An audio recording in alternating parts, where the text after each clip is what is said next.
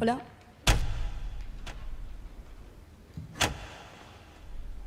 Hola, Irene. ¿Cuántos años tienes? 17. ¿Cuáles son tus aficiones? Pues maquillaje, patinaje, el deporte, ¿Qué estudias?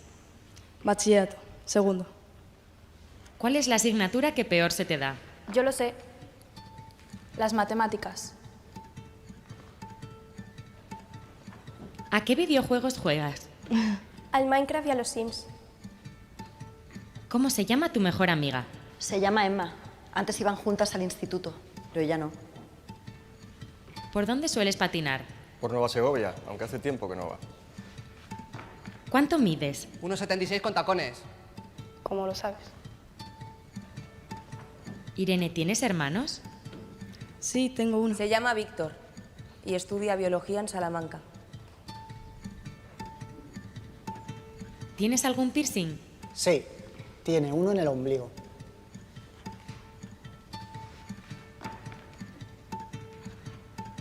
Irene, toda esta información la hemos sacado de tus redes sociales.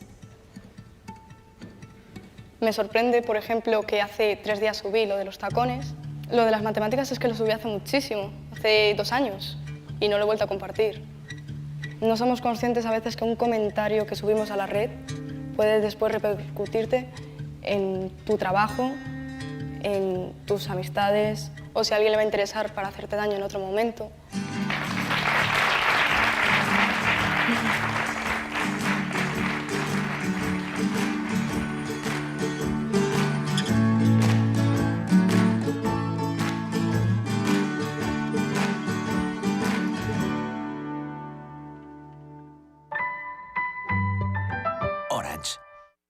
Hola, soy Miguel Bernardo y quiero que veas lo que ocurre cuando cuelgo una foto en Instagram.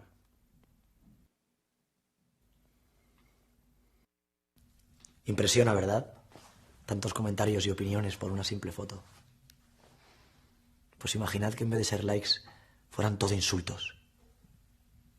Es un infierno que te humillen, que te digan que no vales para nada, que te machaquen por ser quien eres o cómo eres, o que te acosen por quien te gusta.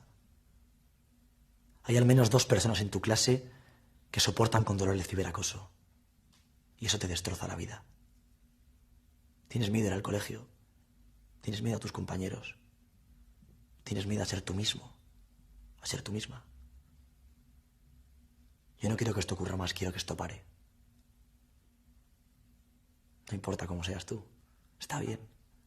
En realidad da igual lo que te pongas o te dejes de poner. Está bien. No hace falta que te ajustes a ningún patrón. Está bien que seas tú. Podemos acabar con el acoso en las redes. Podemos frenar los insultos. Podemos respetar. No calles, no seas cómplice. Tú puedes pararlo.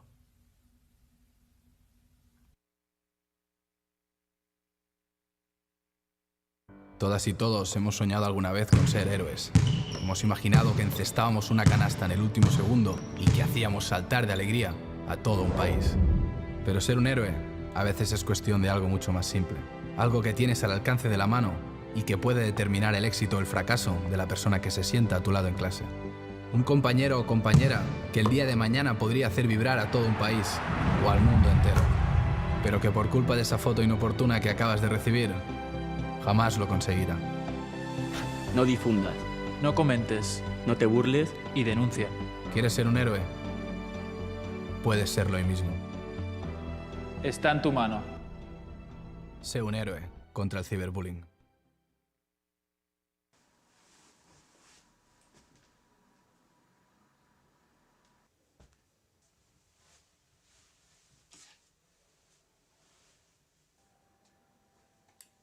일인데 머리 교수 말해봐. 무슨 일이 있다면 있고. 하라고 부른 거 처음인 거 알아? 내가 그랬나? 응. 맨날 저기 있잖아. 아니면 손가락으로 툭툭 찌르고 그랬어 너. 내가 남중남 보자.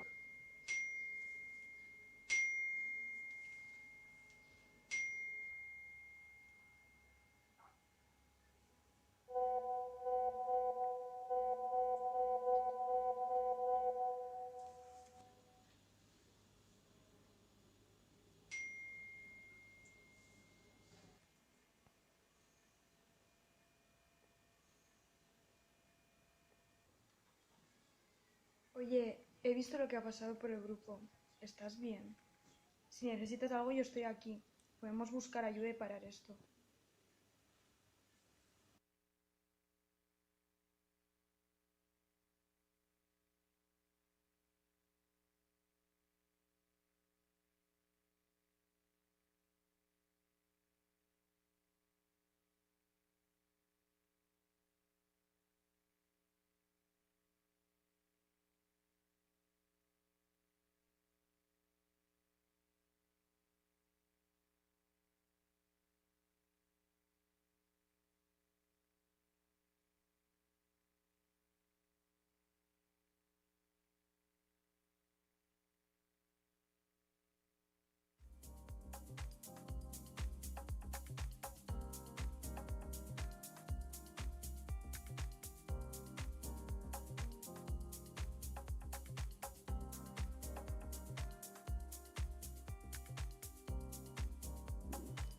Sí, Trisha va a usar el 2 y el doctor el también sí. Ya. Ya, all right.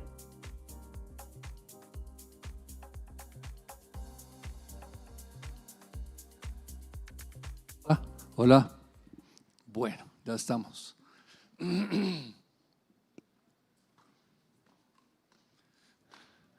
Muy buenas tardes. Tengan todos. Los veo muy serios. Acabamos de almorzar.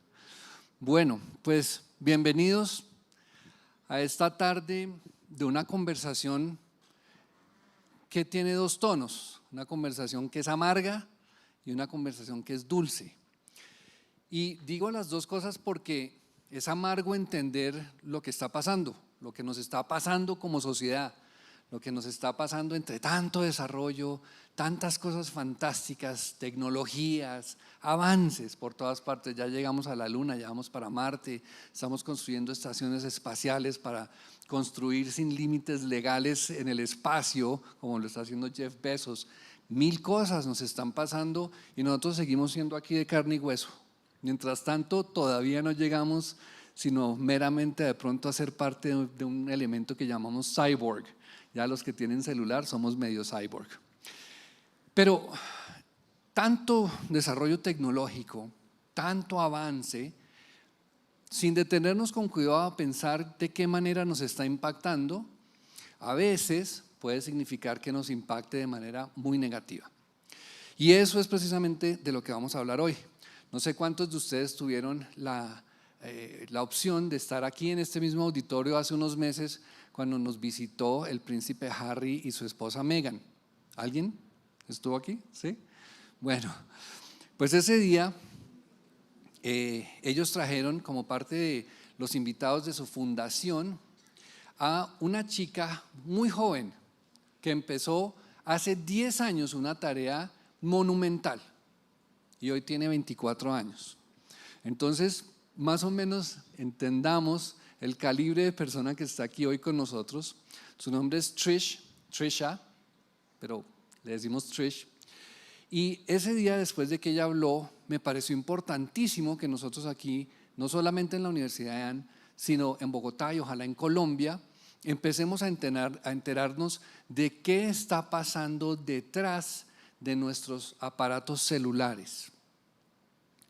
Muchas cosas son muy buenas, nosotros nos podemos comunicar muy rápido y eso es un factor de seguridad importantísimo cuando se trata de un hijo que está afuera en la calle rumbeando un viernes o cuando se trata de una mamá que ya está un poquito mayor y no se acuerda de todo lo que tiene que acordarse. Pero por otro lado también hay otro espacio en el que el celular se puede convertir en un arma y en muchos casos un arma letal.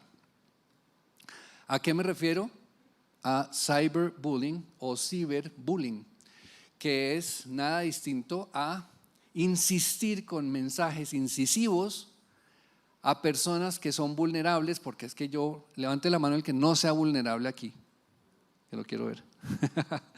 Todos, desde nosotros los más viejos hasta todos los más jóvenes somos vulnerables y algunos un poco más que otros.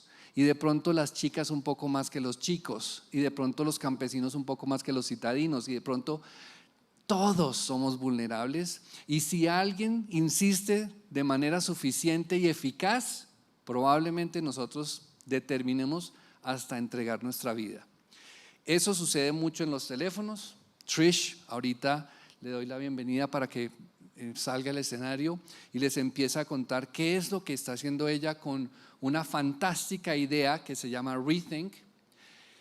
Y la parte más importante, creo, para nosotros aquí en una universidad de emprendimiento, de sostenibilidad, de tecnología, es pensar qué cosas son las más importantes que nos hacen falta hoy en la sociedad como está planteada para proponer soluciones que no solamente nos dejen mucho dinero, sino que además hagan un impacto social y ojalá ecosistémico muy importante. Trish es una chica que hoy con tranquilidad les dirá que 93% de las veces que ella incide en una persona cuando está haciendo cyberbullying, la detiene. 93%. Si nosotros supiéramos cuántas incidencias de estas repercuten en un suicidio y 93% de estas probabilidades son eliminadas, nosotros estamos entendiendo claramente cuántas vidas estamos salvando. Entonces vamos a entender un poco qué es el cyberbullying, cómo sucede de sutilmente, cómo un teléfono que se supone que es una herramienta tan simple para nosotros utilizar puede convertirse en un arma letal. Así que con eso, mil gracias por estar acá. No sé si Trish, are you ready? If you are, come out. Trish. Welcome. Thank you so much. So, ¿tenemos traducción simultánea? Tú eres nuestro traductor. Bueno, ¿cómo te llamas? En cabina, tienen traducción, todos tienen sus aparatillos.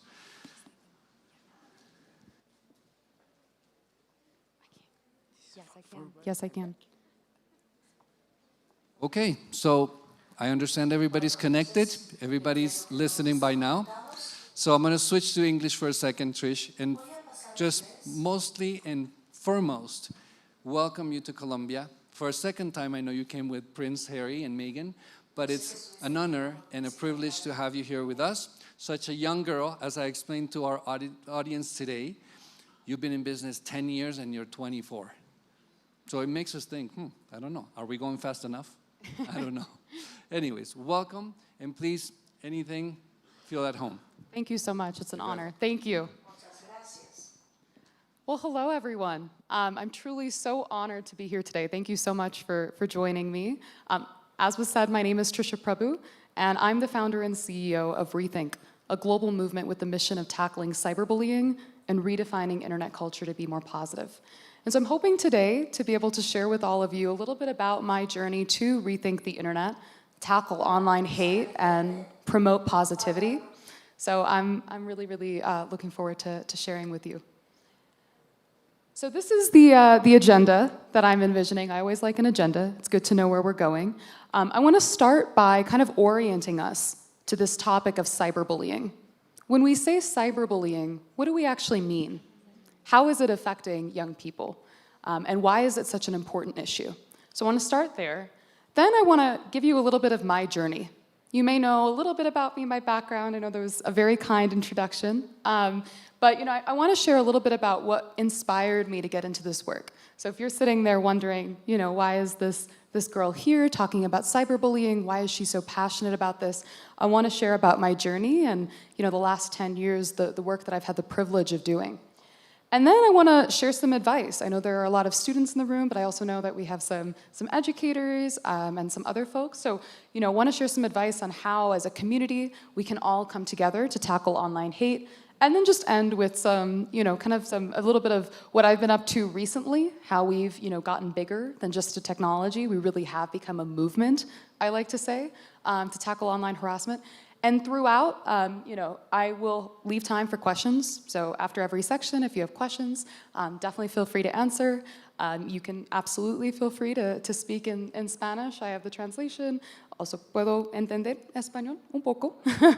Entonces voy a tratar. So if you want to speak in Spanish, please feel free. And also at the end, would love to leave time for questions and feel free to ask me anything, whether it's about the work or my thoughts on entrepreneurship. I'm really excited to share. Okay, let's get into it. Let's talk about cyberbullying. So I'm curious, just to start, I think it's good to orient by taking a step back and reflecting. What do you think of when you think of cyberbullying? Just take 30 seconds and reflect to yourself. You hear that term. What does that actually mean for you? I'd also love to hear if there's maybe one brave volunteer that would like to raise their hand and share what it is that they think of when they think of cyberbullying. As you're doing a reflection, I'll tell you what I thought cyberbullying was. You know, when I was just a young kid, 8 or 9 years old, growing up in the suburbs of Chicago in the US, I thought, it's just bullying that happens online. It probably doesn't happen very often. It's not that big of a deal. You can always just put your phone away.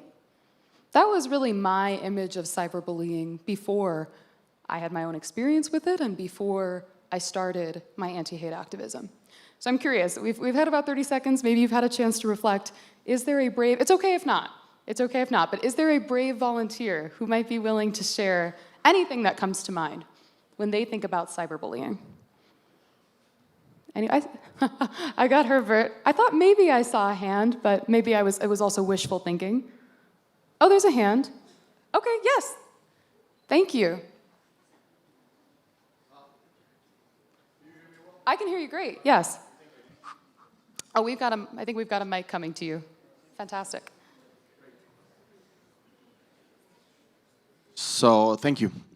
I think the overexposition in terms of the digital environment, so you have X, former Twitter, so now you have IG, so then to jump into LinkedIn, so then you have Tumblr, so then you have Blue Sky, and I'm at 5, so now you have Redstone, so then you have Reddit, so then you have, and then you have, and then you have.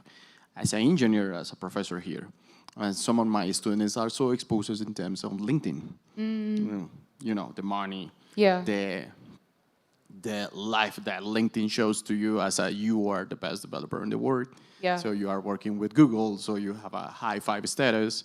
So you are jumping from Google to AWS or to Microsoft to other steps. So I think the overexposition in terms of the expectation that you want to accomplish for your family, because you are carrying a heavy lift in terms of you are going to be software engineer, so you're going to be the next Jeff Bezos, so or something like that. So I think that this is for professional, in terms of professional. So definitely. Then jump into life, the brands, the luxury brands with the big brands, you know, it's like a show, blah, blah, blah. And then if you are not part of that, you are out. So now you have 2 responsibilities, just to be successful in terms of your career, and then jump in just to be nice and be part of the community that you are part of, even at university, and then jump in because you are part of many communities. So university, your neighbor, blah, blah, blah. So I think that. Yeah, thank you so much for sharing. I appreciate, I think the pressure that we feel, you know, being on all of those platforms and considering which in-groups and out-groups that we're a part of. We'll talk about it later in the presentation, but I think cyberbullying can be very subtle. We think about exclusion, right? Like who's cool and who's not online. So we'll talk about that. Thank you so much for sharing. So hopefully that was kind of an interesting moment for you to orient and kind of consider what your assumptions and perspectives are. I want to share, this is the US government's official definition of cyberbullying. This is from stopbullying.gov in the United States. They say cyberbullying is bullying that takes place over digital devices like cell phones, computers, or tablets. I think this definition is really incomplete because I think it highlights 2 key things we often miss when we talk about cyberbullying. 1, cyberbullying can be 24/7. And so that assumption that I had as a kid, oh, cyberbullying, it's just bullying that takes place online. Well, not really, because when you're bullied in person, maybe it happens at school or it happens after school, but then you can go home and you can be safe. You have a place where you're protected. For so many victims of cyberbullying, there's really no end to the cyberbullying. It is 24/7, persistent, perpetual. And that, of course, really makes the harm that much worse for the victim. The other key thing that I think this definition misses, and that I think a lot of folks, when we think about cyberbullying, something we don't really acknowledge, is a lot of cyberbullying is anonymous. Right? Bullying in person, you know who the perpetrator is. Right? You know who's attacking you. Cyberbullying, many of the young people that I work with will tell me, I didn't even know who was sending me these messages. I was getting terrible messages for a year, 2 years. I tried to report it, but we couldn't get it to stop because we didn't know who it was, right? So hiding behind a screen, people feel emboldened to say things, as we'll talk about, and it's a lot harder to identify who's doing it, a lot harder to hold them accountable, a lot harder to get the cyberbullying to stop. So I put this out here just to kind of complicate our understanding of cyberbullying a little bit. Sometimes it's just easy to imagine it as a digital form of bullying, but it's really important to understand that it can be a lot worse, because of these characteristics. Okay, we won't do any more Q&A on this. I wanna keep moving at this point, but I just want you to take a second. I'm gonna answer all of these questions in the next 5 to 7 minutes, and I'm just curious, kind of take a guess in your head now and see if you're right. Just check yourself. Ask yourself, how prevalent do you think cyberbullying is amongst youth and teens, both in Colombia, maybe globally? Take a guess. On what social media platform do you think youth most report being harassed on? We got a lot of examples of social media platforms just a little bit ago. Which one do you think is the worst? And what percentage of victims report the harassment to an adult? You've probably been told, if you're cyberbullied, tell someone. How many youth do you think actually do that?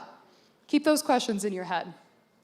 Okay, so I wanna start by kind of giving us some facts, allowing us to get a sense of the breadth and depth of this issue. So according to the most conservative statistics, if we wanted to take the most conservative position possible, 20% of Colombian youth aged 13 to 17 have been cyberbullied. That's 1 in 5. But there are plenty of studies that go much higher. I was able to find studies closer to 50%. And according to UNICEF, 33%, that's a third of the world's children, have been cyberbullied. They face some sort of online violence. In the US, the number is closer to 1 in 2. 50% of American youth have been cyberbullied in some way. What we see consistently, what I've seen around the world, I think I've spoken at probably over 30 cities now, and what I hear consistently from the young people that I meet with is that it's often young people from historically marginalized groups with historically marginalized identities that disproportionately face cyberbullying, so women, and it's not just youth, right? Women politicians, women journalists, right? People in positions of power who are disproportionately attacked and targeted. Members of the LGBTQIA+ community, right? So people from these vulnerable groups are targeted even more online, and it often has to do with their identity. And then interestingly, this is a trend that we see everywhere, is that a lot of teen women are not just the victims, but also often the perpetrators. So there's a lot of teen women that tend to be the cyberbullies, and a lot of teen women who tend to receive the cyberbullying messages. And so that's just, I think, kind of an interesting look at where this is coming from. So if you had a guess for which social media platform was the worst, it is Instagram. So Instagram is where most youth report being harassed, and in fact, in the US there have been huge revelations in the last couple of years. Instagram puts out what they claim is information about the cyberbullying on their platforms. Internal research found that young people were 100 times more likely to be cyberbullied in 1 week than Instagram publicly claimed they were being cyberbullied in 1 year. And so it is extremely prevalent, and it's especially so for younger youth, so 13, 14, 15-year-olds will report a lot of cyberbullying on Instagram. Why do we care? I mean, let's just take a step back and ask. I kind of came into this presentation, maybe you did too, assuming, okay, cyberbullying is bad, but let's ask why. Why is it a problem? I think the answer is the one that Herbert, really drew our attention to at the start of the presentation. What suffers when we have cyberbullying is our mental health. And there is research that consistently finds that victims of cyberbullying suffer from depression, low self-esteem, anxiety. They're more likely to drop out of school. And in extreme cases, they are more likely to have suicidal tendencies. Right? If someone is telling you that you are worthless every day for 3 years, just imagine what kind of impact that has on your psyche. And so that's the reason that this matters. This, I think, is the statistic that if there's one thing you remember from this presentation, and it'll be good to keep in mind going forward because it's actually a really important part of my story. This was the statistic that I remember reading when I first started this work that made my blood boil. And it's that 90% of young victims don't tell adults immediately about their cyberbullying experience. And the reason that made me so mad is because when I first started this work, the most common solution to tackle cyberbullying was something that's called stop, block, and tell, right? So victims were encouraged to stop what they were doing, block the cyberbully, and tell someone. Tell a parent, tell an educator, tell a counselor. And the hope was that, if young people do that, they can get the help they need and everything will be okay. In fact, just 10% of young victims actually report the harassment they experience. And so we're relying on this solution that's incredibly ineffective. So this is something I want you to keep in mind because this really informed how I decided to really re-envision and rethink how we approach tackling cyberbullying. I want to also talk us through some key types of online hate. When I say cyberbullying, it's a very general term. What does that actually concretely look like? Well, in my work, traveling around the world, meeting with young people, talking about them, these are some of the 3 key types of online harassment that I hear about repeatedly. Group harassment is one that I hear about. So, group chats where people, get together and it's almost kind of like a mob form of hate, right? It's you add someone, that's the victim, and then everyone directs harassing content at that person. This is something that I hear about frequently. Harassment of women, again, is such an important issue. And if there are any female gamers in the room, you may have experienced there are a lot of women who do game. It's a smaller community in the gaming world, but they have a lot of experience being targeted or harassed because of their identity. And there's also been a lot of online sexual violence that women have experienced. In the US, women who have been in romantic relationships, 1 out of 12 of them have had explicit content forwarded on to someone else without their consent. It's a dignitary harm, it's a reputational harm, it takes away their agency, it takes away their autonomy, right? So that's a serious issue. And then image and video-based harassment. It's funny, I started this work in 2013. At that time, things were very different. People thought Mark Zuckerberg was gonna run for president. People, a lot of our social media platforms were text-based, right? Facebook, Twitter still existed. Today, you think about the most popular social media that young people use, Instagram, TikTok, Snapchat, they're all image and video-based. And so what's on the rise and what I hear about constantly is, offensive memes, right? Or physical fights that are filmed and then posted to social media. And so the types of online violence that we see have been dramatically influenced by the mediums that we're using to communicate with each other. This is more for any adults, I say as if I am not an adult, for any educators, any parents in the room, but also if you have a friend, and you're worried about them, these are some pretty common warning signs that a young person is being cyberbullied. And it is amazing to me how many friends I will speak with who will say, I had no idea. And we'll talk about it a little bit later on in the presentation, but one thing for you to consider, even if you're not being cyberbullied, you would never cyberbully someone, you're like, Trisha, this isn't applicable to me. This isn't my story. It might not be you, but it might be someone next to you. And so how can you be that person that supports your friend? One step is identifying first whether or not it's something they're experiencing. And certainly being upset after using a phone, if your friend seems like they're really struggling, that could be a really good indicator that something's going wrong. Last thing in this section, I just wanted to call attention to kind of how cyberbullying is often popularly portrayed. I don't know if you all are familiar with this guy on the screen. His name is Dr. Phil. He has a very popular TV show that is mildly scientific in America. And he, has all these people, come on his show and they talk about these issues. And so he did one episode segment with this young woman who you can see who was talking about her experience with cyberbullying. And what was really interesting about this segment, and I see it all the time in media, not just in the US, but everywhere, the message was it was a good thing that she had gone through this cyberbullying because now she was stronger. And that is a really, really common but really harmful message that we hear all the time. That cyberbullying is a rite of passage. Everyone should go through it. That's how you become a stronger person. And of course, it is true. You know, I'll talk about my own experience. You know, you can come out of difficult experiences and be stronger because of them, but that doesn't mean that we should subject ourselves to harm, right? So we can become stronger. And yet that's a very, very common narrative that I find ultimately detracts, you know, from efforts to take on cyberbullying because people are like, oh, well, it's just normal. It's just normal for a 12 or 13-year-old to experience this. And I would say it's not. I would say it's not normal for a 20 or 21-year-old to experience it, right? So that is, that I think is something that's really important. Okay, it is a university, so I figured a quiz could be appropriate. But don't worry, you won't be graded. I have literally no authority over your grades.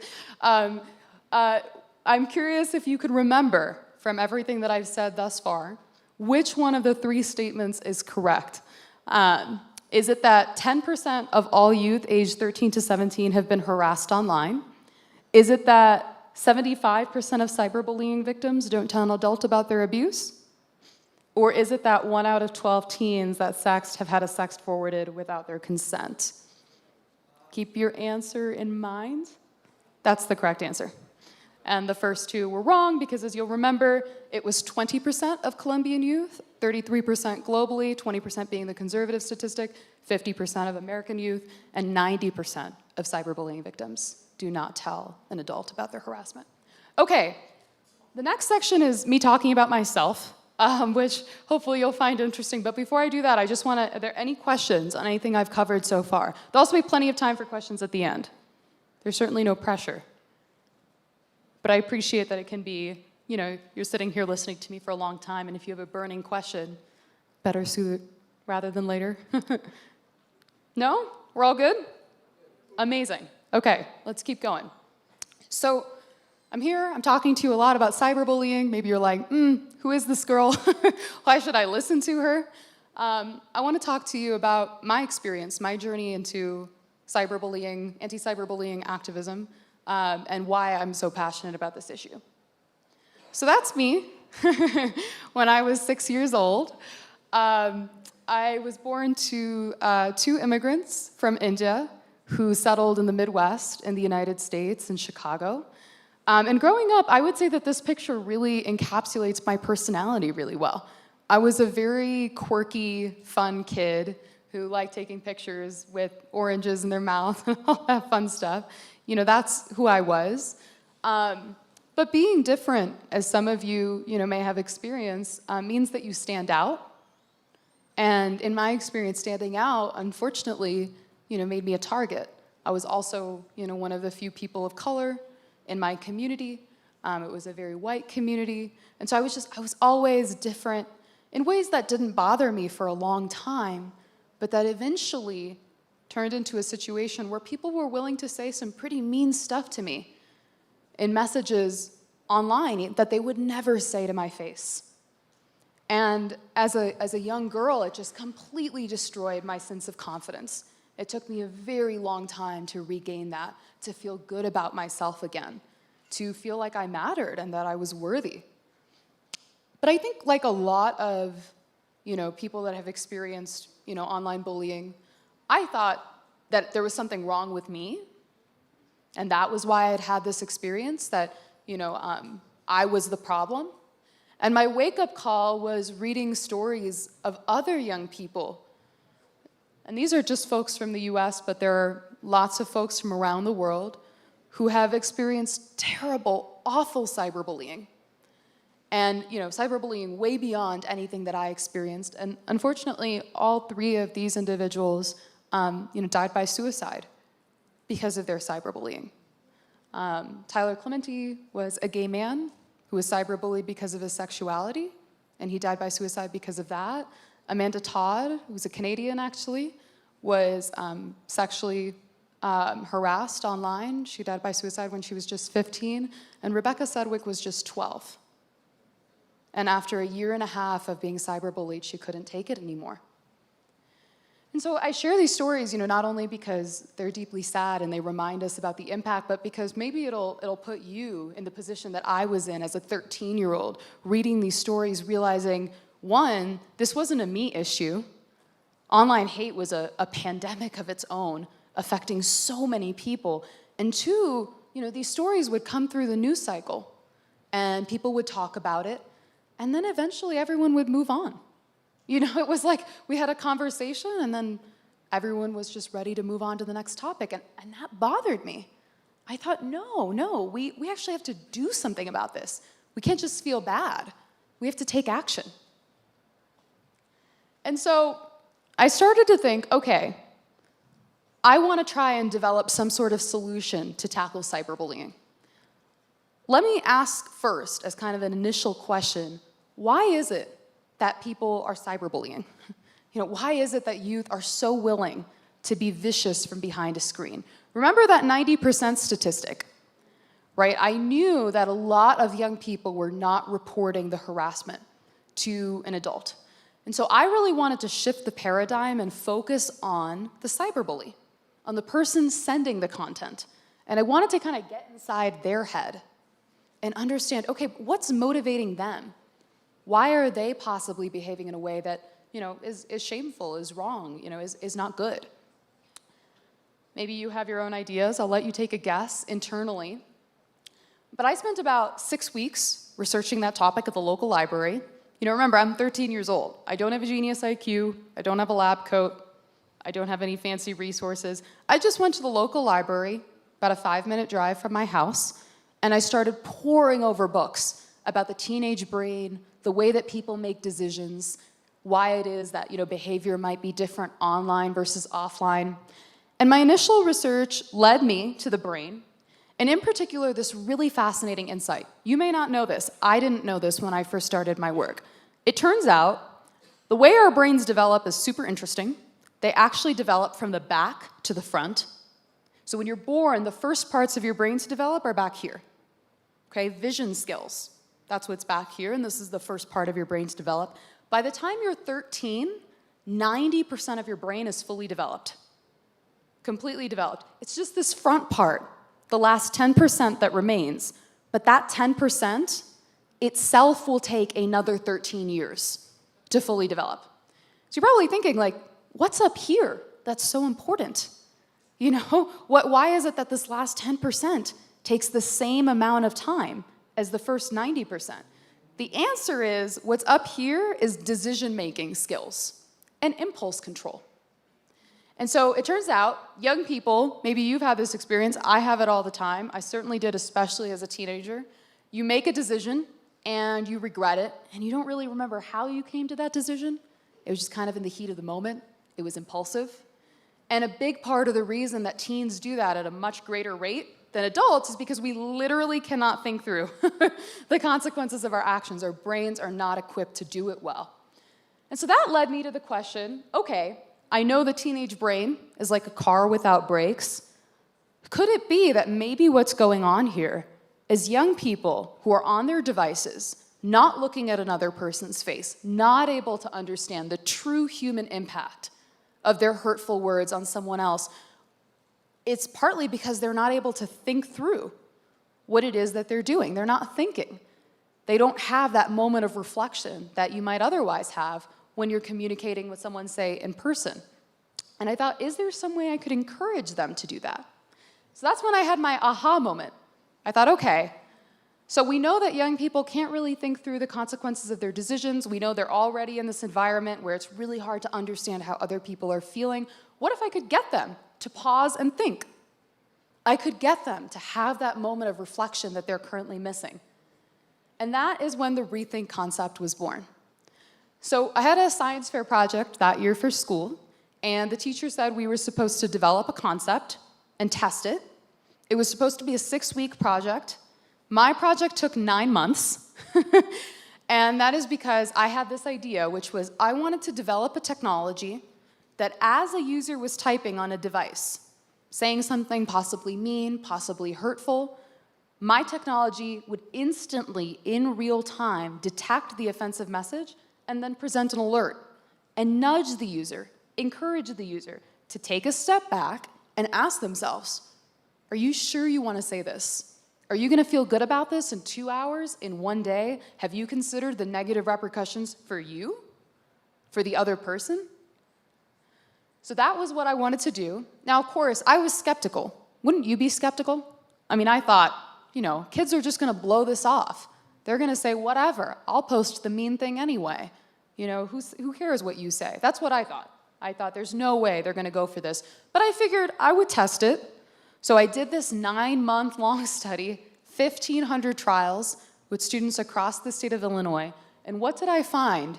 That over 93% of the time, youth aged 13 to 18 that get this chance to pause, stop, and rethink about what it is that they are saying online, make a better decision. They choose not to say the offensive thing. Because it's not that young people are fundamentally bad, which is something that, you know, sometimes I hear from adults. They say, kids these days, they're just so terrible. I don't believe that's true. I'm sure you don't believe that's true. I think we know the difference between right and wrong. I think it's just really easy to forget, especially when you're looking at a device. And it turns out reminding young people about their humanity is a really powerful way to rethink hate before any damage is done. Since then, things have kind of taken off, just a little. You know, I was 13 when I first developed the concept and tested it. And then I was lucky enough to get invited to Google's headquarters in California to present the idea. And then soon after, I had an invitation to give a TEDx talk in London. And then from there, the ball just kept rolling. People were asking me, do you have a product? I know you have an idea, but I actually really want this. Do you have a product that I could use or that I could share, you know, with a student? And so I took about a year after that. I worked with local technologists in my community, and I developed today what is the Rethink app, an actual technology that is helping young people to rethink online bullying in the moment. You know, I've had the privilege, this is actually me in India, in Mumbai, where I gave a TED Talk that was ultimately streamed on Indian TV to, I believe, 650 million Indian viewers across the country. I gave the talk in Hindi, which is not my first language. So that was definitely an opportunity and a challenge. But I've had the privilege of, you know, presenting at the White House, you know, under President Obama, on Shark Tank, if you're familiar with the TV show, you know, the TED stage, and so forth. And you know, importantly, I think most importantly for me, I've had the privilege of meeting young people around the world, like you, and being able to learn from you about your experiences, why you think this issue is so important, and you know, have the privilege now of mentoring young people, you know, across the world who are pursuing their own initiatives to tackle online hate and to build a better digital universe. Okay, so that was like a little bit about me, and I wanted to share because I wanted you to know like who I am, why I'm here. You know, not just someone here to lecture you about cyberbullying, but someone who understands truly why it matters, and has had the privilege of being able to hopefully make at least a small impact in the 10 years I've been doing this. All right, we're back to quiz time. Okay, so which of the following statements is not correct? So which one is the lie? Is it that the prefrontal cortex is responsible for your vision skills? Is it that my research found that 93% of the time, youth that received a Rethink alert changed their mind? Or is it that today, Rethink has reached youth around the world? Which one is not true? You're right. This is, see, best university. Clearly, yes. You guys got it. Exactly. Exactly. Amazing. All right. I'm going to move next to talking about how we can tackle online hate. But before we do that, I just want to see any questions in the room at all about anything? Yeah, I see a question. Thank you for volunteering. Yes, we've got a mic coming up to you. Hi, my name is Leah. Hi, Leah. And my question is, how did you test it and did 15 trials of your technology before getting it going viral? Yes, great question. So, skipped over some details for the sake of time, but I'll give you a better look at how that happened. So what I did was, I was kind of a budding technologist at that point, And one of the reasons I really wanted to take on this issue too was because I believed in the power of technology to do good. And so I really wanted to try and improve our technology.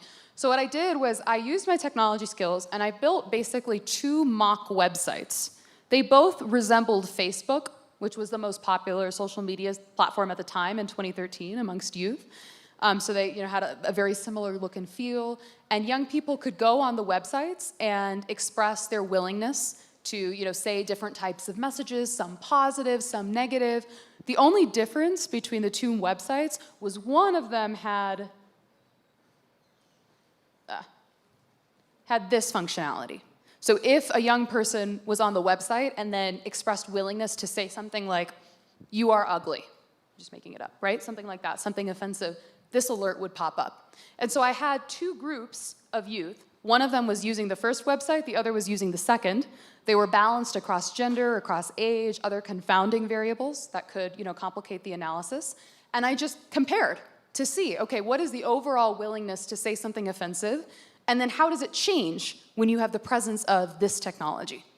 The youth were randomly selected, so they were just young people, 13 to 18. Of course, from a generalizability perspective, these were young people in Illinois. And this was my 13-year-old science fair project, so it was my best effort at this age. But I ended up having Google and MIT and all of these incredible institutions celebrate the research. And what I found was that the young people who had this alert, that were on that second website that kind of resembled Facebook, that they would say, okay, maybe I am willing to say something like this that's offensive, would get this alert 93% of the time when they were told, do you want to hit okay and still post, or do you want to clear? 93% of the time they hit clear. And so the overall willingness to say something like, "You are so ugly," dropped from 71% to 4%. And so that was a very simple design. And I share that because maybe you're thinking, oh, you have an idea, you want to test, and you think, oh, you need a really fancy science research design, research plan. I was 13, I just had a very simple plan, very simple concept. It probably took me a few weeks to code up and build both of the websites. And this was a very simple functionality to insert. Obviously, the app that came later was more complicated. But I just say that, to say, if you have an idea you want to test, just start small. Start with a simple model of what it is that you're interested in and see what you can learn. Thank you. Anything else before we move on? I hope I'm not missing anyone. I need sunglasses.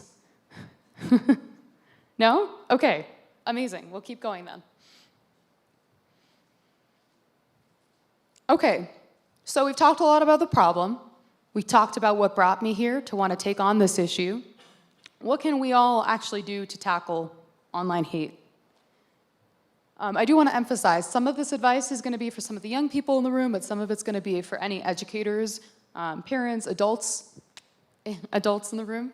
I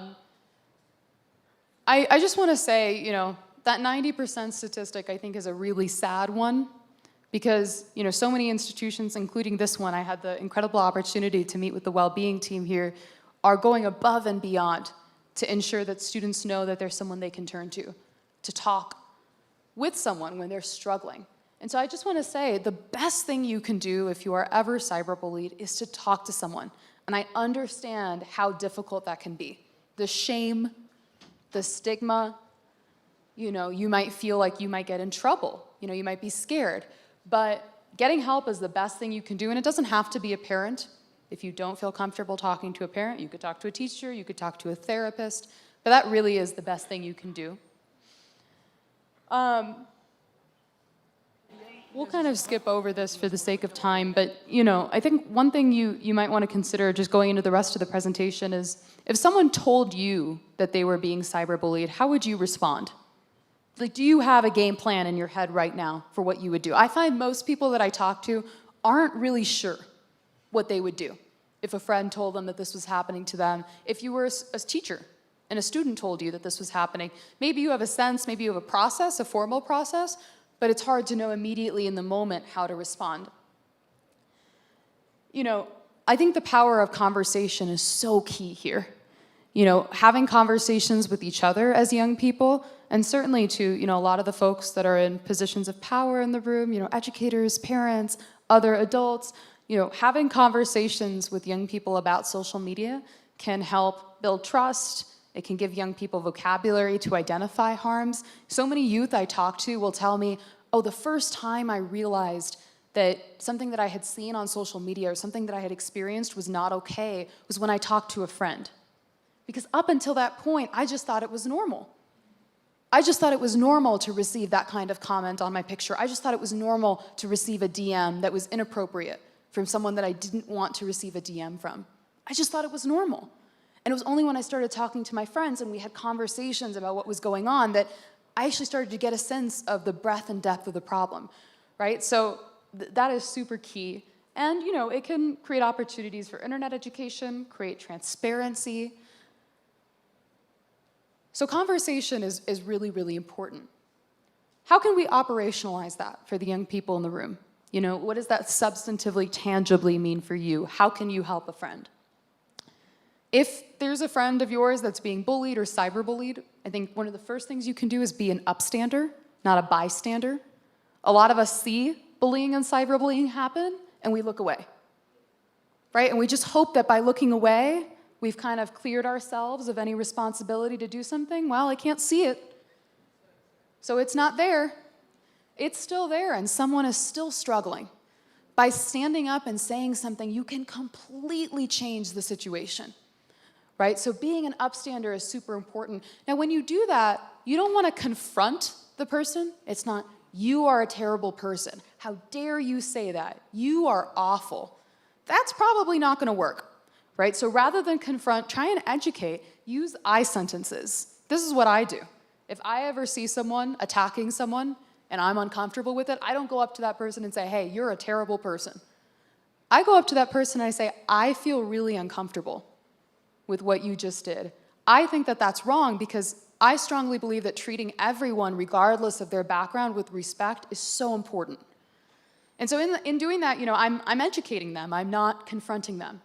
Now, of course, if it's a dangerous situation, which sometimes it can be, please do not insert yourself. That is not the right step, right? Please tell someone. That is the best thing you can do. I think another really important thing to keep in mind if you see a friend being cyberbullied or if you just see bullying and cyberbullying happening is to try and understand where the bully or the cyberbully may be coming from. Research consistently finds that cyberbullies are former cyberbullying victims. So they are struggling, they've been bullied, maybe they have a difficult situation at home, maybe they don't have resources to get a meal on the table every night. They're struggling in some way, so their response is to put someone else down to feel better about themselves, right? It's coming from a place of hurt. In the US, we have a phrase, we say, hurt people who are hurt other people, right? So hurt people, right? So that is often a really key contributor. And as an upstander, you can keep that in mind, right? I've had so many experiences where I've talked to someone who is bullying or cyberbullying and said, are you okay? And let's talk about what's happening in your life. You'd be surprised how many of them have started crying, have started telling me about their own struggles, the things that they're going through that are causing them to lash out. And we see this all the time in our life, right? When your friends, your partners, your parents are mad, they're in a bad mood, they start saying mean things. And now just imagine if your whole life, it feels like it's falling apart. You might start to say and do some really mean things. It's not justifiable. It's not okay to do those things. It's not an excuse, but it is a way that we can understand and we can try and mitigate the harm. And then last thing, just tying back to this point about conversation, talk to your friends, check in with them. The thing I always like to say is, we see each other every day. I've done it a bunch of times today. People have said, how are you? ¿Cómo estás? I've said, bien. We always say bien, right? We're good. We're doing, and a lot of the times the answer, that's not actually true. We're not fine. We're not doing okay. We're struggling for some reason. We're having a bad day. We're having a bad week. We're having a bad month. Be honest about that. Have those conversations openly, because that's the best way you can be a resource for your friend and the only way you can know to turn to them and help them in a time of crisis. I really believe in this concept of digital citizenship. I think this is a really powerful way to tackle cyberbullying and in general to be a better steward for the internet. We all think of ourselves as citizens of countries often. You might be a citizen of Colombia, I'm a citizen of the United States. But we all have one shared citizenship, and that is we are all citizens of the internet.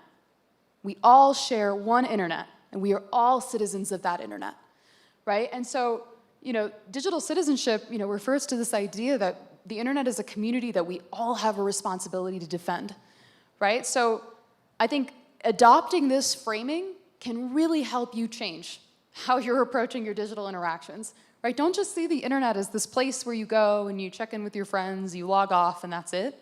See it as a community, the same way this university is a community, the same way that anything else is a core part of your identity. See this as a core part of your identity and embrace that framing. We've talked about this a little bit, so I'm actually going to go ahead and skip it. We already talked about it.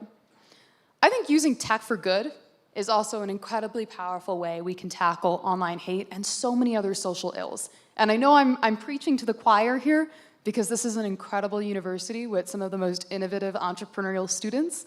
I had the pleasure this morning of learning about all the initiatives here that you all are doing, to support and spearhead innovation. And I think this is a really important way you can take this challenge on if you're interested in contributing. To give you an example, this is Danny Koch. She's an amazing person who I believe is in New York, in the US. And she, was, I think during the pandemic, she wasn't at school anymore. She, wasn't working. She had a lot of, spare time. And she also was seeing a lot of nasty messages, a lot of content that she didn't like. And so what she decided she was going to do was she was going to use tech and social media as a platform to say kind things instead, and in particular to spread really important social justice messages. So she started an Instagram account that I think now has like 9 or 10 million followers, and she was able to do that in a few months. And the way that she does that is she's an artist. So she sketches and designs beautiful arts and graphics that she then shares on her Instagram. And she has amazing posts, content about, diversity and race equality and why that matters. Moments in, history that we forget that can, call us back to, our values and what it is that we should believe in. So she's fighting nasty content online by creating better content and using her own skills, her art ability, her artistic abilities, her creativity, and sharing it. And as she told me, she didn't have a business manager, she didn't have, any of the research, she had this skill, she had Instagram, she signed up, and she said, you know what, I don't want to give up on this platform, and I don't want it to be a terrible place. I want to create, the Instagram that I want, and that's exactly what she did. So I think using tech for good and thinking about each and every one of your own skills, maybe it's coding, but maybe it's not, maybe it's art, maybe you're a writer, maybe there's some other special skill that you have, but you can use it, you can leverage it to take on these really important social issues, whether it's cyberbullying, climate change, social and political, economic injustices that we see every day around us that plague our world. You too have a really, really crucial role to play. Okay, could it be our last quiz? Oh, so sad.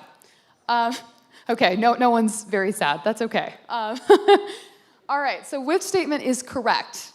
Not incorrect, but correct. That the digital citizenship framing is powerful because it addresses multiple types of harm, and it's a very complex, higher order concept for youth to master. Is it that research finds that most cyberbullies are former victims? Or is it that using tech for good requires specialized skills and training? Which one is right? It's B, right? We talked about most cyberbullies are former victims. Digital citizenship is not a complex, higher order concept. I explained it to you in 2 minutes. And using tech for good, anyone can do that. Absolutely anyone can do that, whether you have a tech background or not. And if you're looking for a mentor, someone to bounce ideas off of, email me. You can find my website, you can send me a message, and I pledge to each and every one of you, I'd love to chat with you, talk about your ideas, and figure out how you can be a part of a story of activism that I know is going to make a huge impact here in Colombia and around the world. Okay, so I'm just going to end talking a little bit about where my work is now and where we're going. And then I think we're going to have quite a bit of, a little bit of time for questions. So if anyone has any questions, we can get into those. But let me just end by briefly talking about some of my more recent work.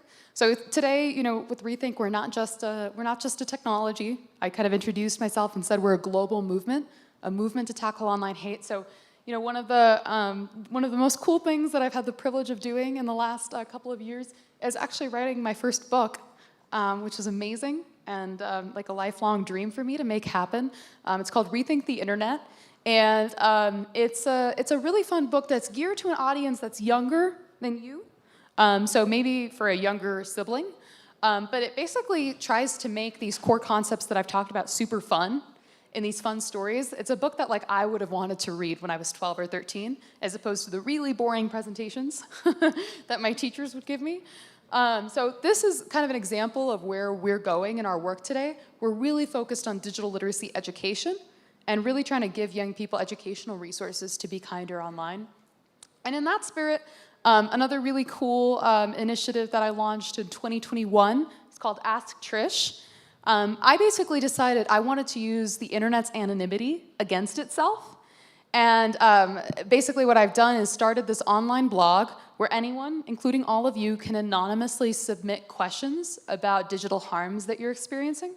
I've gotten questions from people around the world, everything from questions about AI and how it works, to, Trish, I'm being blackmailed online, I need help. So I've received the full gamut of questions. We talk about online legislation and online policy. We talk about current events in tech, and we talk about really, really difficult issues. And I provide expert vetted advice from me to you completely anonymously in a youth voice, and I create videos explaining things you need to do. I probably created about 140 of these now. So there's a whole bank of information that all of you can access, and you can submit questions as well. But I think this just kind of encapsulates more where I'm headed in my work, which is now really trying to invest in education. The other really cool thing that I'm up to this year that I'm super excited for is I'm launching my first incubator this summer in Chicago for other young people who have ideas to make the internet better. We're going to be welcoming them into a 6-week program with speakers like Monica Lewinsky, Frances Haugen, and others. And the goal is to equip the participants to take their ideas and turn them into organizations and initiatives just like this. Who knows? Maybe I'll have one in Colombia one day, and I think that would be a dream come true. That would be wonderful. Okay, I know I've been talking for a really long time, so I'm going to keep talking, but I'd love it to be in dialogue with all of you, so I'll turn it over to you. Let me know what your questions are, but that's all from me for now. Thank you so much for listening.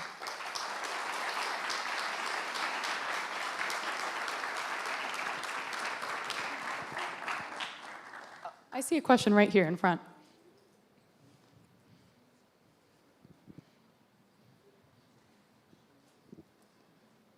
Oh, hello, can you hear me? Yeah, Hi. okay, so, I have a question because in my case I have a little brother. So, what's the strategy you use when in my case my brother is suffering cyberbullying, but you know he's suffering, but he don't wants to talk to you, but you are trying to let's talk. We can take action in this case. So. What's the strategy with a little kid? Yeah. What to do? Yeah. What to do? Well, first I'll just say I'm really sorry. I'm sure that's really difficult for your brother and for you, because it's hard to watch someone you love, struggle and suffer through online harassment. I would say maybe. I mean, it seems like he doesn't want to talk to you about it. I would say maybe speaking to him openly about maybe the reasons why he doesn't want to talk to you about it. I find that with friends who have rebuffed me and said, I just don't want to talk about it, when I say, well, if it's because of X reason, Y reason, or Z reason, if it's because you're scared, if it's because you're embarrassed, here are the reasons why that doesn't matter. Actively responding to the concerns that you think are motivating him, not to speak to you. I think too, it could be worth considering, maybe bringing in like another trusted, if he has a friend or someone who he's willing to, to be a little bit more open with, that could be a good entry point. But otherwise, I mean, it might, depending on the severity of the cyberbullying, it could be worth talking to your parents. And I know that it's tough because you don't want to betray him, and you don't want to go behind his back. You don't want to, to suggest that he can't trust you. But I think in time, he'd probably be really, really grateful that you stood up for him and you said that it wasn't okay, for him to experience that, than it is for him to suffer and struggle, for we don't know how much, for how, how many months, how many years. But like to add, Yeah. I know. Yes, I can apply that strategy, that to talk and try to to create a normal space to him. For him, To like he stayed like more, I don't know how to say it, but like more tranquilo, like calm, more calm, So, y también puedes hablar en español, pues, okay, de todo bien. I'm trying to. I know, I appreciate it. I appreciate it. But it is not my case, and it is not the case of my brother. But when like any person, any people don't want to talk, like the problems get like a snowball. Like it gets a lot worse very quickly. It's getting bigger and it's getting worse and worse. So does he have a therapist? What? Does he have a therapist, como una doctora de mente, like a psychologist? Okay, but yes, it's to know when people usually don't want to talk. Yeah. What you should do, but because people say like you say, I don't want to talk about this. I don't want to talk about it. Yeah. So what's like the first step we can do? I mean, what I've seen a lot of educators do, and a lot of kind of folks that I think are akin to your position, where you're not quite his peer. You're a little older, and so he looks. What I've seen people do really successfully is to just start talking, but not about that topic. So you can start having conversations with him to build trust, not about that situation, right? But talk about, I heard there's a football game tonight, Colombia versus Brazil, talk about things that don't have to do with that, right? And start to create dialogue, create trust. You can even share about things you're struggling with, right? Often vulnerability invites vulnerability. And we don't want to be vulnerable because we're afraid, to share in such a deep way, our experiences with someone. But if you're vulnerable, maybe you could talk about your experiences, negative, positive in your life with him. That might create a sense in him of, okay, I'm seeing it modeled for me, right? I'm seeing the talking modeled for me, and that could be an opening point for you. To open mind, exactly. Good luck, and I wish you and your brother the best, and I'm sending him a lot of love. Anyone? Yep, we got a question here as well. Well, I have another question. Yeah. I would like to know why doesn't social media apply that kind of technology or tools to prevent cyberbullying, for example? Why Meta or X doesn't apply that kind of tools? Such a good question. I'm so glad you asked. So it's a really complicated answer, but I'll try and make it very simple. There are kind of two big reasons. Reason one is a reason that's existed for a really long time, which is pretty much from the inception of these social media companies' creation, negative, toxic content has been at the core of their business model. In other words, they make money off of negative content, right? When there is awful content in your social media feed, bullying someone else, that's derogatory, that's shocking, that's violent, what happens? You tend to look at it, right? Even if you're horrified, you're so horrified you can't take your eyes off of it. And your eyeballs make money for them, right? Because they make money, they don't take the content down.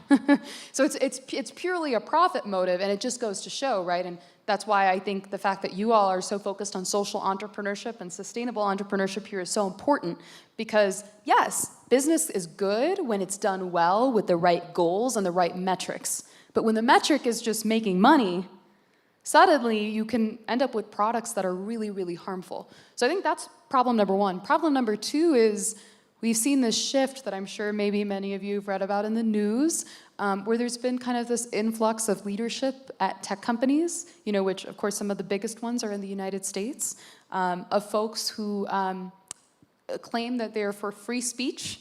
Like Elon Musk is a pretty clear example. But what they don't acknowledge, I think, fair enough, as someone who very much believes in free speech and thinks it's important, what they don't acknowledge is that my free speech can impede on yours. Right? Our rights are interconnected, right? As much as I have a right to speak, you have a right to be respected, right? And we have to think about how both of those rights work together. And so because you have this leadership at a lot of companies, I mean, X in the last couple of years has completely, they don't have pretty much anyone left to do any moderation on the platform. Meta got rid of a lot of their guardrails in January of this year, so now, for instance, on Facebook, you can post, which I think is absolutely vile. You could say that, being gay is a mental illness. That's totally acceptable to post on social media now, where it wasn't for many, many years, right? So a combination, I think, of really poor leadership at these companies, and then even then, if you have good leadership, still an underlying profit motive has led to platforms that just fundamentally are not safe. And I think it's hard to imagine how they can't be unless we design differently, right, which is what I was trying to do, or we legislate. And certainly there's been big, big, big pushes for policy in the United States, policy change. Yep, I see another question back there. Oh, all the questions are coming. Yeah!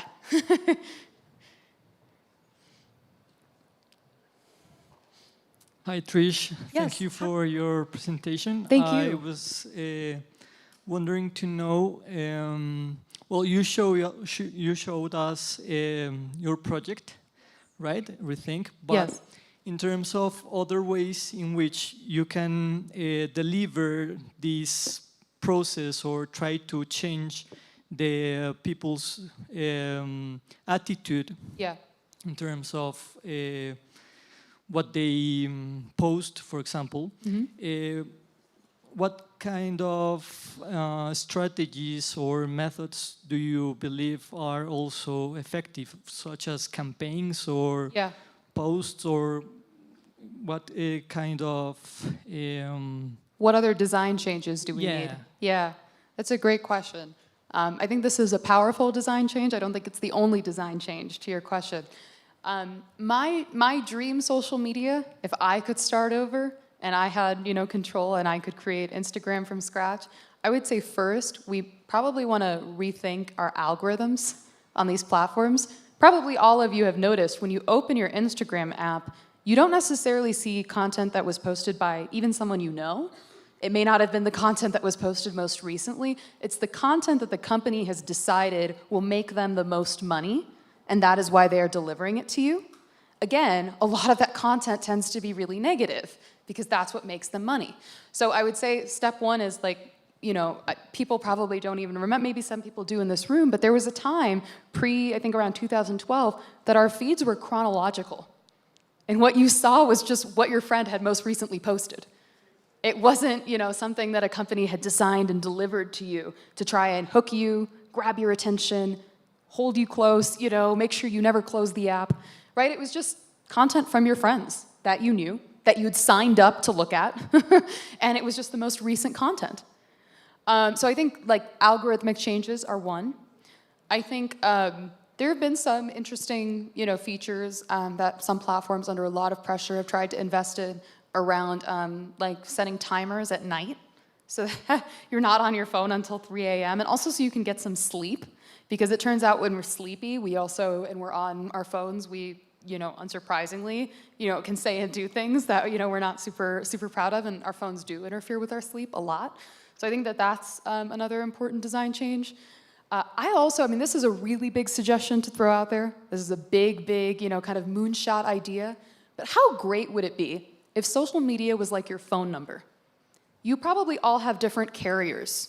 You know, in Colombia, at least in the US we do. You know, I have T-Mobile, my friend has Verizon, but even though I have T-Mobile, I can still call my friend on their Verizon phone number. Or to make it more concrete in terms of email, you may have an Universidad EAN email, I have a Gmail email, but we can still communicate. How great would it be if I had Instagram and you had Snapchat and we could still communicate and you didn't have to join Instagram? In other words, all of the social media platforms worked together, they were interoperable. If that was the case, you wouldn't have to have 8 accounts. And you wouldn't have to spend all of your time managing those 8 accounts. You could just have 1 account, right? And you could talk to all of your friends. It wouldn't completely consume your life. And there'd also probably be way more competition to keep you, right? There'd be a lot more competition amongst the platforms because they know that you could really easily switch to another platform and still have access to all of your friends. So they would be incentivized to create better platforms, right? Knowing that you have alternatives. Today, the only way I can talk to you on Instagram is if I join Instagram. And Instagram knows, because there are billions of people that use the platform, you're not going to leave. Of course you're not going to leave. How else are you going to talk to your friends? They know you're stuck. And because of that, they don't really have that much of an incentive to make the platform better, right? It's like there's no competition. But how great would it be if we could all communicate that way? I think social media would be super different. And I think we'd have a totally different relationship with it. So that's a big moonshot idea, but it's an idea that a lot of scholars and academics in the United States talk about, interoperable social media, because we did it for a lot of other technologies, and we don't even think about it. We don't even think about the fact that you don't need a Gmail email address to email me. You can have a totally different email address, and you can still email me. But with social media, we did something very different. We went kind of down the privatization route in ways that have forced us to get on platforms that we may not even want to be on. So that's a kind of a bigger moonshot idea that I throw out there for, for your consideration. And who knows, maybe someone in this room will lead that campaign. Yes. Oh, sorry, I think we're going to make our way. We're coming to you. Hi, my name is Daniela. It's a pleasure to meet you, Trisha. Thank you to be here. Thank you. And I would like you to ask, why do you think people act different in real life than rather than in social media? And if schools, enterprises, companies should educate more their students, their employees, in order to not cyberbullying someone on to do this to happen? What do you think about this? Yeah, it's such a great question. Why do I think people behave differently online? I mean, I think part of it is because you can, in some ways, become a different person online. You know, we have filters, for instance, right? We have all these things, editing, right? The fact that you can curate a moment, right? And present that as if it's a completely 100% accurate, authentic expression of your life, right? All of those things, I think, incentivize us and want us to, you know, kind of be different online, be a more perfected version of ourselves. I was telling a story earlier this morning that, you know, all of my videos that I create for Ask Trish, I don't use any filters. And there are people who are shocked by that. They're like, oh my God, you're not using filters on your content? And I'm like, no, I like the way I look. You know, like, I like the way I look. I don't need to use a filter, you know? But I think we have all these design features, you know, that kind of encourage us to be different and kind of curate a different life online. And then I think in terms of bullying content, it really is as simple as the fact that if you bully someone in person, you have to watch their face fall, right? You have to look them in the eye and take real ownership for the fact that you are hurting them in that moment. It's very hard. I don't know how many people have had that experience of genuinely looking someone in the eye and saying something so awful and terrible that you know is going to destroy them. It's actually a really human, visceral, difficult experience. But online, you don't have to do that. You don't have to look the person in the eye. You don't have to watch their reaction. You don't have to see their face fall. You don't have to live with the knowledge of the consequences, right, of what you just did. You can really easily, emotionally, you know, cognitively disassociate from your impact. And so I think it just makes people... We may have tech difficulties. I think we are okay now. I think it makes people just much more willing to say things that they would never say in person because they don't actually have to take ownership of their words. Thank you. Thank you. Yes, I think right next to you. Okay. Hi, my name is Christian. Nice to meet you. Nice to meet you. Your application, Rethink, has shown how technology can be a powerful tool in preventing cyberbullying. With the current advance in artificial intelligence, how do you think this technology can be complement to that solution? How can AI complement this? Yep. Yeah, I mean, there are a lot of really interesting potential applications. So, you could imagine a generative AI solution that presents different kinds of Rethink alert messages, right? And even different messages based off of what you say, or presents mental health resources if it can detect that you're struggling in a certain way. So there are some very interesting applications. Of course, as I talked about in the presentation, what I have seen more in the last year is AI being used and weaponized to exacerbate cyberbullying. So it's actually become a source of the cyberbullying.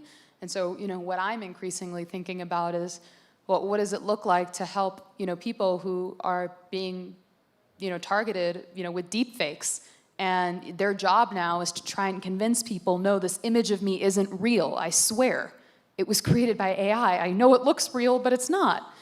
And so I think there's a lot of possible synergies, but there are also a lot of new questions that are being asked. And so that presents new opportunities for us to innovate, for all of us to innovate, right? To think about like what it looks like to support young people who now are going to have to face a whole new host of challenges. So, but it's a great question. Thank you. Thank you.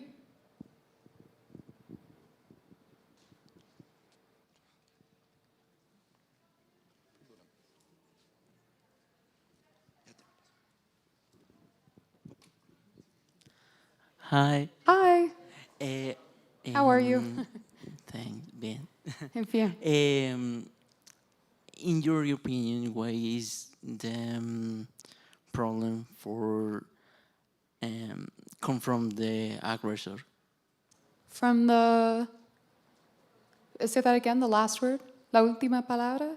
In my opinion, the problem. What is the problem that Aggressor. comes? Okay. Aggressor. The aggressor. What is the problem in the sense? Confront for the aggressor. Oh, what is the problem for them? Why are they being aggressive? Yeah. I mean, so I think the hurt people concept is a big part of it. And I also think, mental health and this issue are so interrelated. And I think every step we take towards learning and teaching young people how to deal with conflict and challenges in their lives and how to express their emotions in healthy ways is a step towards tackling cyberbullying. Because I find that so many cyberbullies are struggling with their mental health, and crucially, they have not learned how to channel their anger, their frustration, their aggression that may come from, a multitude of sources in a way that's healthy. Because we all struggle. I've struggled, you've struggled, every person in this room has struggled in some way. And we all have moments in our lives that are difficult and hard. And many of us will go through unspeakable things, right? Things that are so hard. But, some of us will learn how to cope, how to channel that frustration that we're feeling, maybe the despair, the hopelessness in healthy ways. Some of it is inequity, right? Some of us will have access to resources to do that, and other of us, will not. But I think that that's a big part of it. I do also think there's kind of a culture, I don't know, I'd be curious to get your thoughts, but at least in the US, I have to say in some circles, it's become cool to be mean. And that to me is so sad. There's almost a culture of, especially in digital spaces, and specifically some spaces like the gaming spaces, where it's like, it's actually really cool to insult the people you're playing with. And so I think aggression also comes from that source. And so then the question is, okay, well, how do we change the culture in those spaces? To give you an example of a social media platform, we'll put it within quotes, that does this really well, I would cite Reddit. If anyone is familiar with Reddit, very popular platform, and they have people who are so invested in the platform and the conversations some of them are like crazy. But there are some communities that people have been like, no, we want this to be a good community, and they moderate, and they go above and beyond, and they're really invested in ensuring the culture stays a certain way. And so the question is like, well, how can we do that more broadly? On the internet, that's why I talked about digital citizenship. I think only when we all really feel ownership over the internet, I think only when we get to that point are we going to be able to counter, narratives like, oh, it's super cool, to say mean things. Or, I know people who will laugh at, really horrible things they see online. And my question to them is always like, would you laugh if you saw that in person? Would you, really, would you laugh in front of the person who's suffering? I don't think so. And so the question is like, why is it different? I think those are the types of questions we have to really interrogate to change our culture and to build a better internet. Hope that answers your question. Thank you. Hi, Trish. First of all, I want to thank you for coming to the university. I come from another university nearby the city. And I think cyberbullying is a common topic in schools. It's very common that the principal or some staff talk about, but in universities, this topic don't have the importance it really has, because we can't have cyberbullying from our other students, but teachers, someone with a higher position of us. How can we manage, and as a student representative, how can we manage that topics, and how reinforce the students to raise their voice? Oh, I love the question. And I think it gets at something that was raised earlier about campaigns. I think by youth, for youth movements are the most powerful movements out there. I think it's part of the reason that I've had as much success as I've had with this, is that I'm a fellow young person coming to young people and pushing for something different. And so I think I agree with you. I was just saying this morning, being at this university today, what it made me think is so much of our work focused on tackling cyberbullying is really narrowly focused on 8 to 18. But there's this whole generation of us, right? Gen Z, we were kind of the guinea pigs for the internet, and everything that went wrong. And no one's really focused on us and what happened to us. We're like a whole generation of people who, yes, we're digital natives and yes, have made it out and made it through, but are trying to reckon with a lot of the effects and also still experience a lot of digital harms, whether it's cyberbullying or other forms of digital exclusion. So I think as a student representative, I think it would be amazing if you started an anti-cyberbullying campaign, maybe at your university, maybe in collaboration with this university. And I think what can make it powerful is if you engage fellow young people to lead it. I think that will be, even more powerful. As amazing as I'm sure, your faculty and your heads of staff are, I think if it comes from you, it's going to be more legitimate, it's going to be more powerful, it's going to be in a voice that's relatable. And maybe, your first step is to shine a light on the problem in the university, right? To push back on that narrative that cyberbullying is not a problem for university students. Maybe it actually is, and maybe you start a campaign to shine a light on that. You do some research, you get some statistics, and you have a presentation, or you share those statistics with the school. I could even imagine maybe you create some cool art that highlight the statistics and you hang it around the school. But I think that would be a great first step to get people talking. And please let me know if you do that, because I would love to amplify it and share it and try and bring as much attention to it as possible. But thank you in advance for your leadership. That's really amazing. Hello. Hello. My niece got cyberbullied, and she's 13. But my sister, the decision my sister took is just to take away the phone. Okay. So is that a good choice, or should we not do that? It's a really, well, first I'll just say I'm so sorry. And I know that 13, there's never a good age to be cyberbullied, but it's just so hard. And so I hope your niece is doing okay. Your question is a really complicated one. What I won't do is give you a specific answer, but what I will do is give you one set of answers that some people advocate for and another set of answers, so you can at least understand the scope of the debate.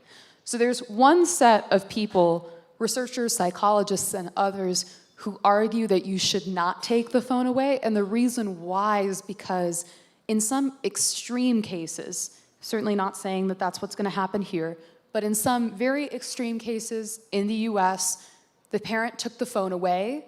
The child was so addicted and obsessed with the phone that they harmed themselves, or something really extreme happened in an effort to get the phone back. In other words, I think the fundamental question that your sister and your family probably have to ask is, how much is the child, how much does your niece need the phone right now?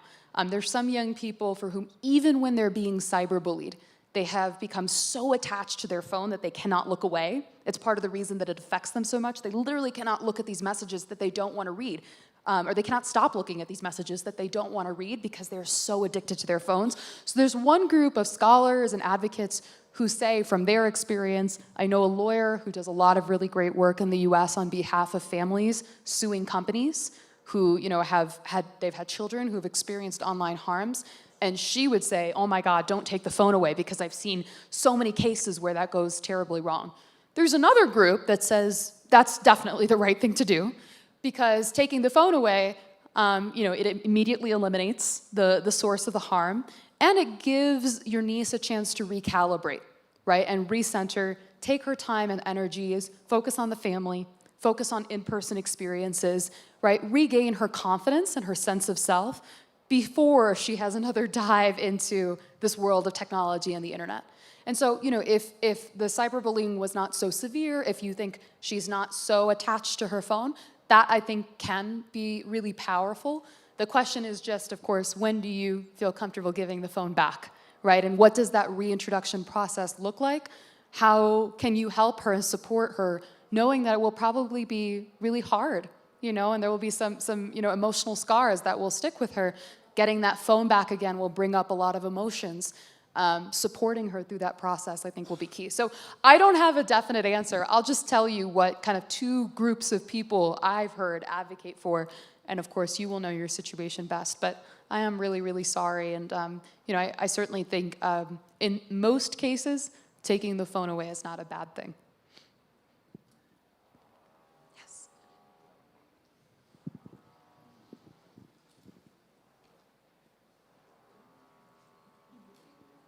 Hi.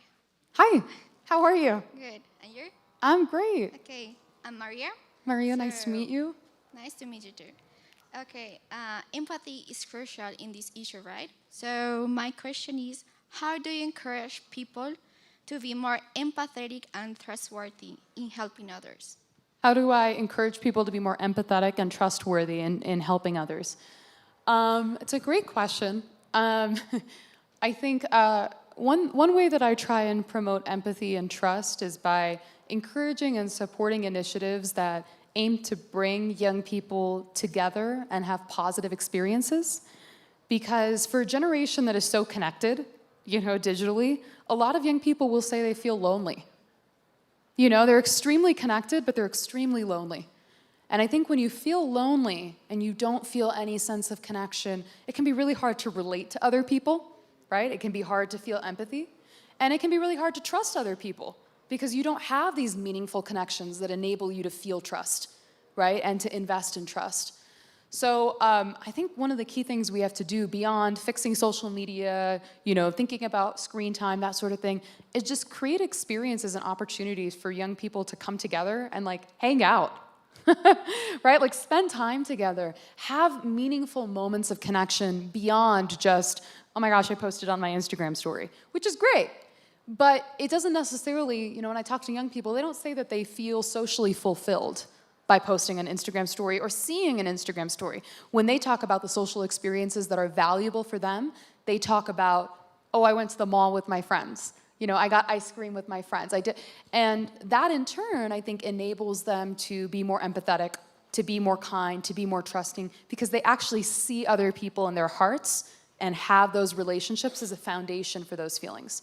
So I think we got to do more to combat loneliness, to fix the empathy and the trust piece. It's a fantastic question. Thank you. Thank you. I think did I see one more hand or no? Okay, last one. Y'all are amazing. I think we made our way around the room a couple times with the questions, and they're all amazing questions. Oh, never mind. Second to last. We'll come to you, I promise. Okay, yes, go ahead. Hi. Hi. Do you think cyberbullying is more common among adolescents due to their high social media use and emotional vulnerability? Or do you think it also affects adults who can be bullied in workplaces, in their personal relationships, or even for political or social reasons? Yeah, such a good question. And if anyone here sticks around for the next presentation, which is geared towards parents and psychologists, I'm going to talk about exactly that. But yes, I mean, sometimes people ask me, oh, Trisha, if you think that this is all based on brain science, does that mean that when someone is 25 years old, they just immediately stop bullying? Or they just bullying just disappears? And I say no, because what we learn as habits as young people then translate to how we behave as adults, right? So if we learn to bully and to be mean, then as adults, we will bully and be mean, right? What we learn as youth translates, into our later years. So certainly, I see it all the time. And in fact, during the pandemic, something that I observed constantly that people were talking about, at least in the US, was because everyone went virtual to work, and people were working virtually, people started complaining that their colleagues were being really snarky online. And, we're suddenly being like a little bit less forgiving and nice because they were just sending Slack messages now instead of communicating face-to-face, right? And these are grown adults working in professional settings. And suddenly there was all this antagonism.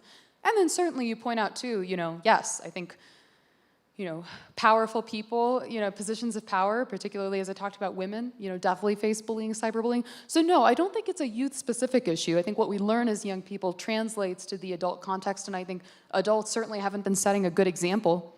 I could cite, our president in the US is like a really good example, of someone who is not setting a good example for respectful, communication, right?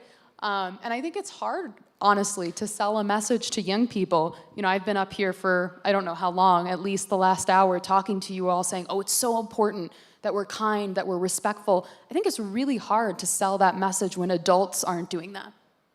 Right, when adults aren't embracing the values and the practices that we're demanding of young people. And so I actually think the bullying that we see amongst adults undermines our ability to combat bullying and cyberbullying amongst youth, because of course, naturally, as a young person, you're gonna wonder, well, why should I be nice and kind and do all the right things when every day I look at the news or I look at my community, I look at the adults in my life, and they're being mean to each other? It seems like that's just how the world works. And that, I think, is really concerning. So it's a really important question. Thank you for asking. Okay, I think, yes, the last one. Not gonna miss you.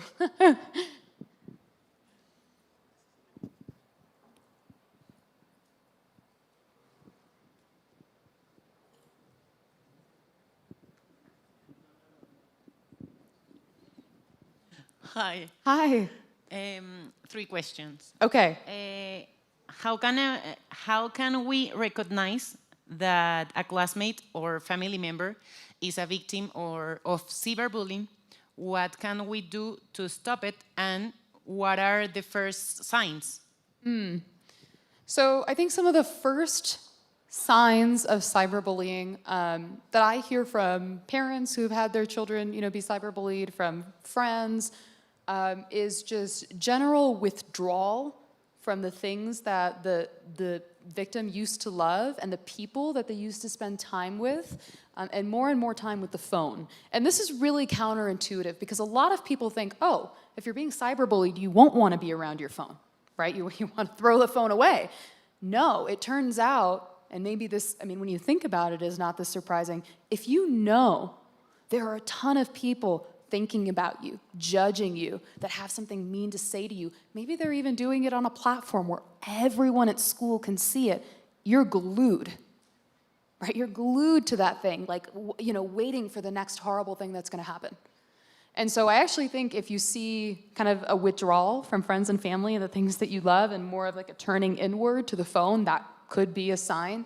I also think if they seem upset after they use the phone repeatedly, if they start becoming really concerned about their digital image, how they're perceived online. Some of that's natural adolescence, but at a certain stage, it can be a sign that they're really, really worried about how they're being perceived, right? And that is certainly a sign.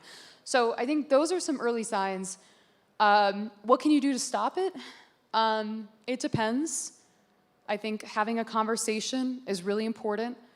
This next presentation, I'm going to give parents, educators, and psychologists advice. Exactly what do you say when someone comes to you and says, I'm being cyberbullied? I think having a conversation and mutually strategizing about next steps, a lot of parents will panic, right? It's like, oh my God, like this is the worst thing, right? To find out that your child is being cyberbullied. When you do that though, you teach them a critical lesson, which is, oh my gosh, mom can't handle this. I'm not gonna go to her again, right? So stay calm, as difficult as it might be. Have a conversation with them mutually, together, come to next steps. Sometimes that's notifying the school, it's notifying a teacher. Sometimes in the US, depending on the type of cyberbullying, it's notifying law enforcement. Because if they are a minor in the US, there are certain things the police can do. I think that's the immediate next step. But I would just say staying calm and being a resource for that victim when you find out about something like that is the most crucial thing, because when they come to you, they're desperately looking for someone to be there for them after a really long experience of feeling like no one's been there for them. And so that, I think, is the first most crucial thing you can do to help them. Thanks. Thanks. All right, thank you so much, everyone. It was such an honor to be here. Thank you.